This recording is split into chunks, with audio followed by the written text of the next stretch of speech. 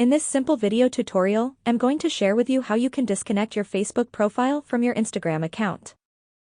You can simply remove Facebook from your Instagram account in just few simple steps. To do this, simply open up your Instagram. On the settings page, tap on this first option of Account Center right here. Scroll down onto the last option of Accounts. If at all you connected your Facebook to your Instagram account, it will always appear right here on this page. Tap on Remove and your Facebook account will get disconnected from your Instagram. Just follow up the next precise steps to get the process done. That's how easy it is to remove your Facebook account from your Instagram account. If you have any questions, just let me know in the comments section down below. Please don't forget to leave a like, share and subscribe for more video tutorials like this one.